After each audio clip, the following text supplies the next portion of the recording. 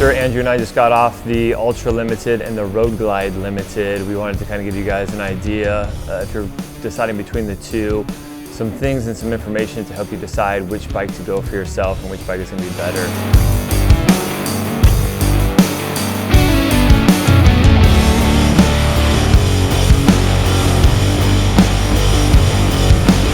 Andrew here from Laidlaw's Harley-Davidson, and Matt and I just got off of the Road Glide Limited and the Ultra Limited.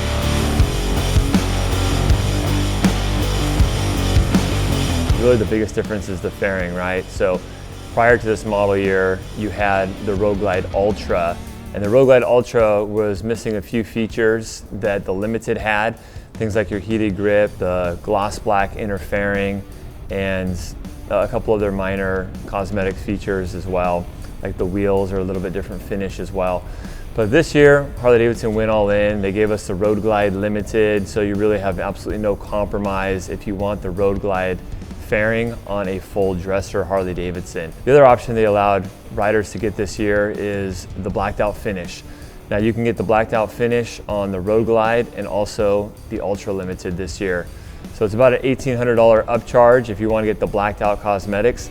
I really like that a lot because I saw so many times in the past people go for the Road Glide Special just because they wanted the blacked out finish. A lot of times the Road Glide Special wasn't the best bike for them. They bought the Road Glide or the Street Glide Special to get the blacked out nature, and then they went ahead and invested money in a tour pack. They invested money in more of the passenger comforts like a seat, maybe taller suspension to get it properly equipped for a load with a passenger.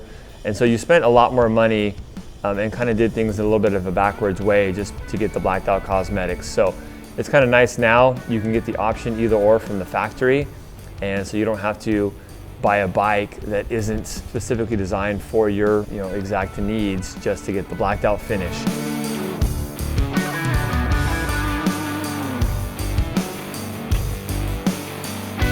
I have customers before that have bought Road Glides and Street Glide Specials or Standards and pretty much built a Limited. So it's kind of like you got to factor in, who's riding with you, where you're riding, and how far you're riding, and who you're riding, pretty much who you're riding with and what they're on. Like I said, people buying Street Glide Standards or Street Glide Specials, Road Glide Standards, and so on.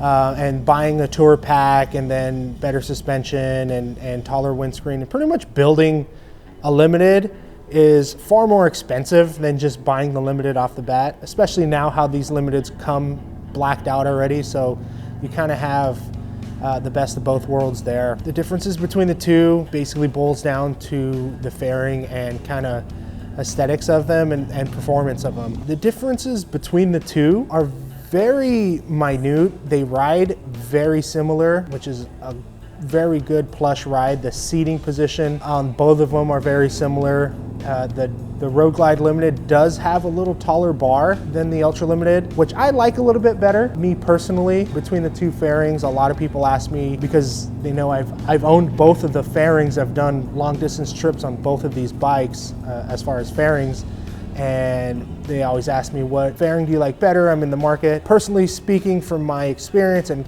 granted everyone is different, torsos are different. Me personally on my Street Glide felt like it did a little bit better. It edged out the Road Glide fairing and wind buffeting a little bit better because of the fairing being closer to me, and there's less of that pocket of, that negative pressure. The wind just comes and goes over my head a lot smoother than the Road Glide. A lot of people ask me, a lot of people tell me that their buddies recommend the Road Glide because it doesn't move and so on and so forth when you're steering. In that aspect, I say, yeah, there is a little difference when you're navigating through a parking lot. It is a little better than the Batwing fairing, but when you're at highway speeds or anything above 20 miles an hour, you're not really turning the handlebars, you're more leaning.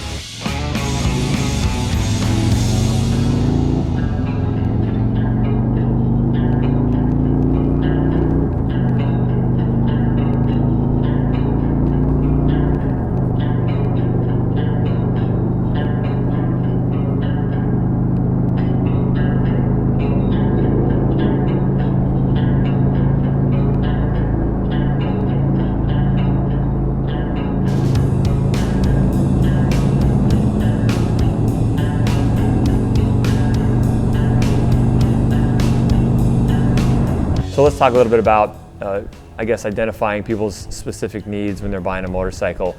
So I think everyone can kind of know, and especially if you watch my past videos, that if you're someone that is a little bit more of a long haul type of a rider, riding hundreds of miles in a day, well then the Limited is going to be a bike that you're going to want to get, either the Road Glide or the Ultra with the Batwing fairing. Then it becomes kind of a question of, okay, which of the two fairings do you prefer?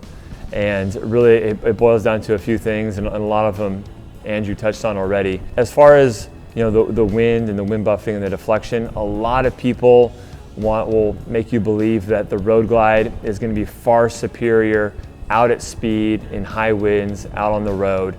And I feel like there's just a small fraction or sliver of truth to that.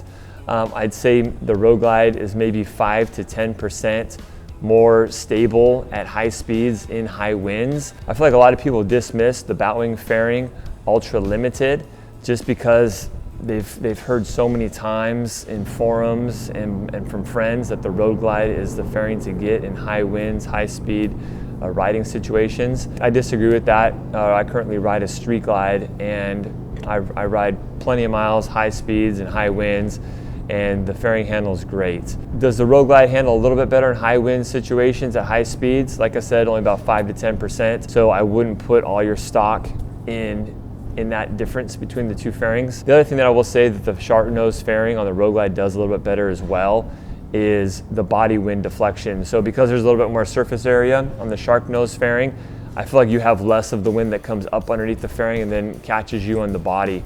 Especially if you're someone that likes to ride with highway pegs. I like to do that a lot because I'm tall. I like to stretch my feet out and ride with highway pegs. I feel like when I do that on my Batwing fairing Street Glide, the wind rushes up my body and comes right up and starts like doing weird things like buffeting with my helmet and everything. I feel like that's less pronounced on the Road Glide fairing. There are little wings that you can get, little deflectors that you can get on the Batwing fairing model that deflects that and really helps out a lot with that. In fact, I think they come on the Ultra Limited, so that helps out a lot with that body wind that will hit you. There's a little bit more storage on the Road Glide fairing as well. You have two compartments on the left and the right. The little boombox storage container on the Batwing fairing model is really small. I mean, by most cell phone standards today, it won't even fit a cell phone in there anymore. You gotta have like a really like the mini iPhone or something like that to fit that. So I usually just Bluetooth my cell phone and don't even use that storage box on the right-hand side of the Street Glide. It would be nice to be able to use that. The one on the Road Glide, it's a little bit more usable because it's a little bit more space, and you can put like a full-size like iPhone, like a Max Pro iPhone in that box, and it fits great. That's one more thing that I do like about the Road Glide fairing. Things that draw me to the Batwing fairing a little bit more is I really like just kind of the smaller surface area. The Road Glide, I just feel like you have like this huge, massive amount of fairing up front, and sometimes I'm a guy that feels like less is more, aesthetically at least. I just feel like it's almost a little bit too much up front once in a while. And don't get me wrong, I really like the Road Glide, and I'll probably own one day. I feel like the styling of the Road Glide is a little bit more modern. It's a little bit more in touch. It appeals a little bit more to the youthful crowd as well. I feel like a lot of the guys that are under 40, we'll say millennial and younger generation that are getting into baggers, the majority of them are going to the Road Glide for that reason. I feel like the designers really nailed it on the redesign that came out in the 15 model year on the Road Glide fairing. The Batwing fairing was redesigned in the 2014 model year, and I really like that as well. But I feel like it is a little bit more of a classic look, that classic Harley-Davidson look that maybe the younger guys that are getting into the Harley-Davidson scene, it doesn't appeal to as much.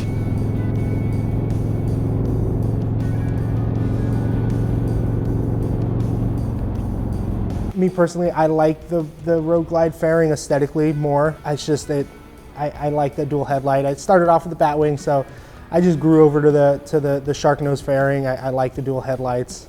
And in the case of Street Glide and Road Glide specials, you do get the dual LED reflective daymakers on the shark nose fairing. But as far as sitting in the cockpit and riding the bike, it's very similar from the neck back. The suspension, you get a little bit more travel out of the Limiteds. It's built for what it's meant to do. It's a purpose-built bike. So if you're stacking miles, you're on this thing 400, 500, 600 miles a day, sometimes more. It doesn't get much better than this. The seat from the factory is plush for both the rider and the passenger, and not to mention the King Tour Pack with the speakers in it.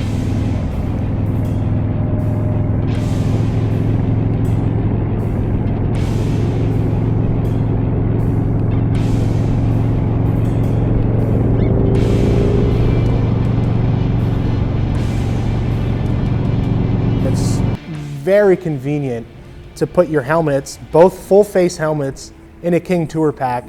Your jackets go in the bag, and you walk into a restaurant not having to lug 2 helmets and 2 jackets. And you have to have a separate table to put all your gear. So, and not to mention to be able to lock it up. So how much does that storage mean to you?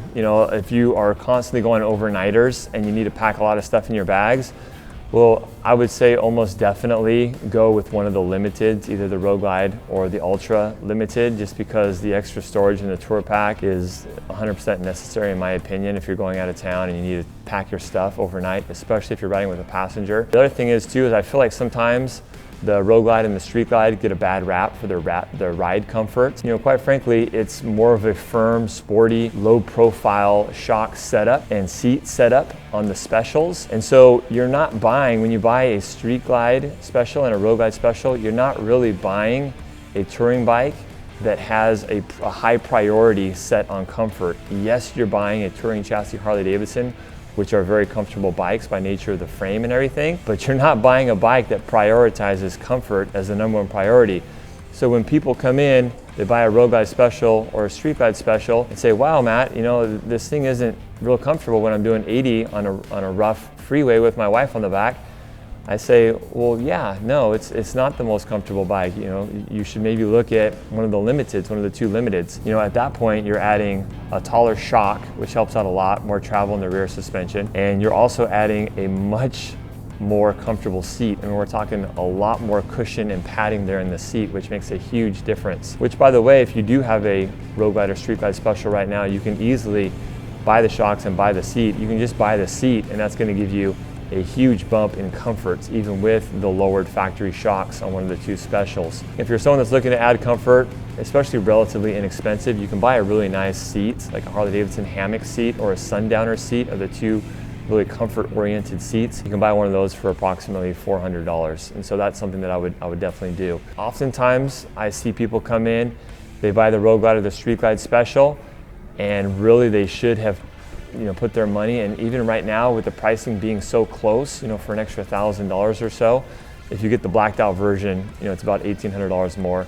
And so a blacked out Road Glide Limited or an Ultra Limited blacked out, you're spending $2,000 or $3,000 more from the factory, and you're getting the King Tour Pack with all the lighting integrated into the Tour Pack. You're getting the taller shocks, you're getting the more comfortable seat, you're getting the twin cooled engine as well. And that leads me kind of to my next point. A lot of people will ask, okay, well, how much better is that twin cooled engine? And that's actually a pretty good question. I've ridden them both, and I don't have any exact metrics as far as how much cooler the twin cooled engine runs. That's actually figures that I don't believe are published by Harley-Davidson. I would say it probably runs anywhere between 15 to 20% cooler than the regular Milwaukee 8, which has the oil cooling in it. So if you're someone that runs the bike hard for a long mileage and then all of a sudden finds themselves in stop and go traffic, high heat, things like that, and you find yourself in those situations often, I would most definitely recommend getting the twin cooled engine. I think the twin cooled engine is going to work out better for you. The other thing is the lower leg fairings. You can't get rid of the lower leg fairings if you get one of these limited tiers because they house the radiators and the twin cooled equipment in there. And so that is an aesthetic thing there. It gives it one more step towards kind of that all-in grandpa tourer bike, which I know a lot of guys want the sleek look of the non-lower leg fairing bike. And so if you have to have that, well, then they'll get the limited. But I think a lot of people, especially if you're going on long hauls, especially in like really hot climates, maybe you live in Arizona or something like that, the twin cooling is going to help you and help keep the heads cooler on your engine on the Milwaukee 8.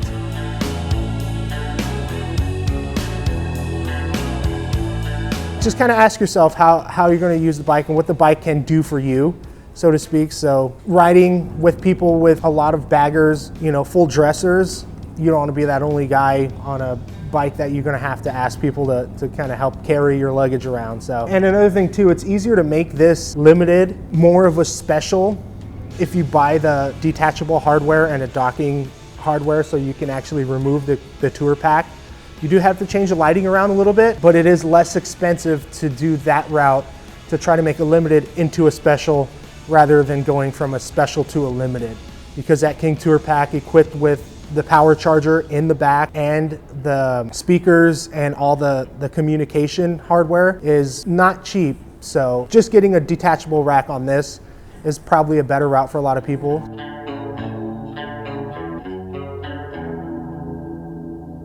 And not to mention the heated grips. A lot of people discredit the heated grips. Even in Southern California during the winter, you know, when I'm riding into work, I'll throw on my full gauntlet gloves and things, and even that sometimes doesn't help. Sometimes if the weather is too cold, and the guys up in Minnesota know what I'm talking about, if it's too cold, no matter what kind of glove you have on, your hands are never going to get warm. And so having the heated grips, even if it only gets to like the 40s, or the 30s, obviously you're gonna want them, but I think a lot of guys don't use them, don't know about them, maybe you've never used them before, but believe me, in the winter, when it gets cold and it gets even 50s or 40s, having those heated grips, that really helps out a lot. And if you want to add the heated grips after the fact, I mean, between the part and the labor, and that's an expensive thing to add. I mean, we're talking like $600 plus to add the heated grips. So that's a really nice feature to have if, again, you're someone that is really a road warrior type of a guy and really likes all the creature comforts they can get. The other thing I'll mention as well, the headlight on the Road Glide Special and the Road Glide Limited is the same. However, if you go over to the Street Glide and the Ultra Limited has the passing lamps on there, and that's a big feature. I actually added the passing lamps on my Street Glide just because of how much better it illuminates the road. Going down the freeway at night, just that single headlamp, especially the halogen one, but even if you get the LED one, it's still not a ton, a widespread beam. And so having all three of those lights up there is huge, because just those lights, LEDs, you pay $400 for just the bulbs, and you pay another $350 for the bracket. So once it's installed and everything, you're $800 or $900 just to get the passing lamps on your Street Glide Special. So one more thing to think about if you're looking at the Ultra Limited and the Street Glides. Anyways, guys, I hope this really helps you figure out, which bike to get. I hope we helped you figure out a little bit better which of the two fairings to go with as well. And if you're looking for a bike in Southern California, hit us up here at Laidlaw's Harley-Davidson, where we never have any added dealer markup. Thanks for watching, guys. Make sure you hit that subscribe button, and we'll be seeing you with more Harley-Davidson content in the future. Thanks, guys. See you later.